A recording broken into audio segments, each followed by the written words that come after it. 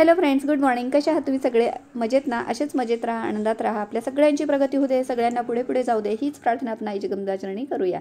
आणि आजच्या रेसिपीला सुरुवात करूया. तर रात्री मी छोले भिजवले होते आणि ते मस्त आता भिजून गेलेले आहेत आणि आता आपण त्यांना 2 ते 3 शिट्ट्या घेणार आहोत आणि कुकरला मस्त असे शिजवून घेणार आहोत.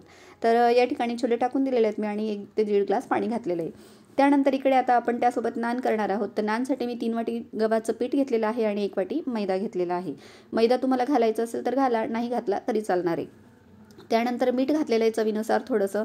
त्यानंतर पिठी साखर घातलेली 2 ते 2.5 चमचे आणि दही घालणारे 3 चमचे. ते व्यवस्थित आपल्याला कालून घ्यायचं आहे, एकजीव करून घ्यायचं आहे सगळं, म्हणजे नान आपले असे छान येतात, मस्त खुसखुशीत. त्यानंतर मी चिमूटभर सोडा घातलेला आहे, त्यामध्ये खायचा सोडा. सगळं मी एकत्र करून घेणार आहे व्यवस्थित आणि थोडंसं तेल घालणार आहे, अगदी 2 चमचे, पोहेचे 2 चमचे तेल घालायचं आपल्याला. त्यानंतर आपण मस्त असा उंडा तयार करून घेतोय आणि त्याला व्यवस्थित असं गोल करून आपण थोडा वेळ झाकून देणार आहे, म्हणजे अर्धा ते पाऊण तास. तोपर्यंत आपण बाकीची तयारी करणार आहे. तर छोलेच्या मसाल्याची इकडे छोले पण आपले शिजून झालेले आहेत. तर मस्त हाताने दाबता येतील असं 3 शिट्ट्यांमध्ये छान असे शिजून जातात छोले आपले. त्यानंतर मी इकडे कांदा आणि टोमॅटो कट करून घेणार आहे आणि एका पॅनमध्ये थोडं तेल घालणारे 2 ते 3 चमचे आणि त्यामध्ये जिऱ्या मोहऱ्याची फोडणी देणार आहे. एकदम छान असा मसाला तयार होऊन जातो हा आणि आपल्याला कुठलाही छोले मसाला बाहेरून आणलेला टाकायची गरज भासत नाही. तर ह्याच मसाल्याने खूप छान अशी टेस्टी छोलेची रेसिपी आपण करू शकतो घरच्या घरी. म्हणजे ज्यावेळेस छोले मसाला आपल्याला आणायला जमलं नाही किंवा नाही आहे घरात आणि छोले करायचेच आहेत आपल्याला, तर त्यावेळेस आपण असं करू शकतो.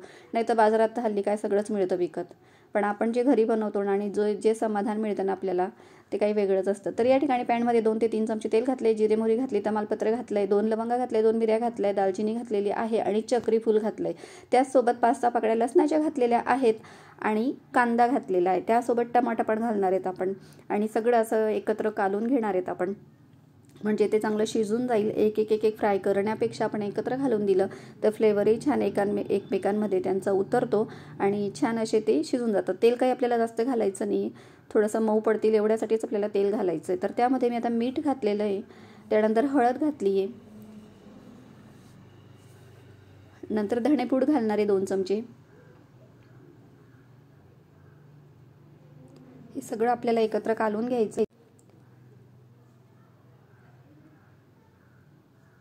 आता या ठिकाणी टोमॅटो आणि कांदा थोडासा मऊ पडला की छान ते शिजून जातील. त्यानंतर मी 2 चमचे खोबऱ्याचा किस देखील घातलेला आहे आणि ते असं शिजून घेणार आहे. आता बऱ्यापैकी ते मऊ पडलेलं आहे. वरून जरा कोथिंबीर घातली आणि ते सुद्धा थोडंसं 2 मिनटं वाफून घेईल आणि मग गार झाल्यावर आपण मिक्सरच्या भांड्याला ते फिरून घेणार आहोत आणि त्याची मस्त पेस्ट तयार करून घेणार आहेत आपण, वाटण तयार करून घेणार आहेत.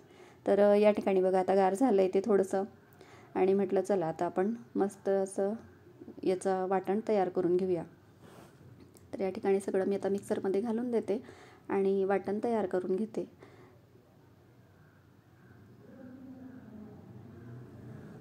तर या ठिकाणी बघा आपलं वाटण मस्त असं रेडी झालेलं आहे. आपण हे वाटण करून पण ठेवू शकतो, 3 ते 4 दिवस मस्त टिकतं ते फ्रीजमध्ये. त्यानंतर कढईत तेल घातलेलं आहे आपण, त्यामध्ये थोडीशी मोहरी घालणार आहोत, अर्धा चमचा. मोहरी तडतडल्यानंतर त्यामध्ये आपण कढीपत्ता घालून द्यायचा आहे आणि आपण जे वाटण तयार करून घेतलेलं होतं ते घालायचं आहे. छान या ठिकाणी आता टोमॅटो, कांदा सगळं आपण ते वाटण तयार करून घेतलेलं आहे आणि ते मस्त असं फ्राय करून घ्यायचं आपल्याला. छान फ्राय झालं की त्यामध्ये आपण लाल तिखट घालणार आहोत 2 चमचे. त्यानंतर घरचा आपण गरम मसाला घालणार आहोत 1 चमचा आणि छान असं परतून घेणार आहोत. मंद आचेवर छान परतून घ्यायचं आहे, म्हणजे जे कच्चापणा असतो ना मसाल्याचा तर तो चालला जातो आणि मग छान असा फ्लेवर येतो. तर या ठिकाणी बघा मसाल्याचा रंग बदलला आहे आणि आता मसाला चांगला असा तेल सोडायला लागलेला आहे. त्यानंतर आपण जे छोले उकळून घेतलेले होते, शिजवून घेतले होते, ते आपण त्यामध्ये घालणार आहेत आणि त्याचं जे पाणी आहे ते पण त्यात घालायचं आहे आपल्याला.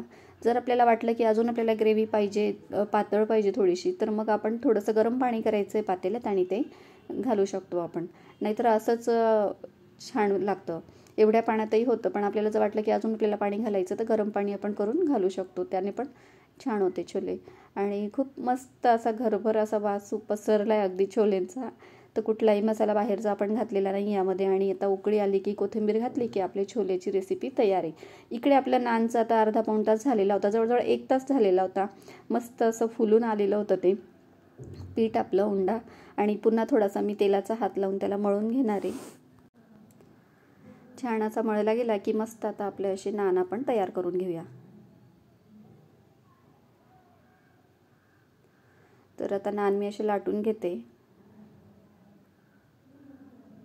तर तव्याला थोडंसं खालूनही तेल लावून दिलेलं होतं मी. आणि या ठिकाणी बघा हे नान केलेले आहेत. आता छोटे छोटेच करते मी आणि दोघं बाजूने मस्त असे भाजून घेणार आहे. तर साजूक तूप लावा, कुठलंही तेल लावा तर छानच होतात आणि मस्त सॉफ्ट होतात. गरम गरम अगदी खूप छान लागतात. तर या ठिकाणी बघा नान असे तयार करून घेते. आणि बाकीचे मी गरमागरम करणार होती. म्हटलं जसे लागतील तसे करूया म्हटलं जेवायला बसायच्या आधी. तर खूप छान. आणि आजचा हा सॅटर्डेचा बेत तुम्हाला कसा वाटला फ्रेंड्स, मला नक्की सांगा कमेंट्स करून. या ठिकाणी बघा आपली छोले आणि नान तयार झालेले आहेत. बघा खूप छान होतात, क्रिस्पी होतात आणि गरम गरम तर खूपच छान लागतात. तर या ठिकाणी बघा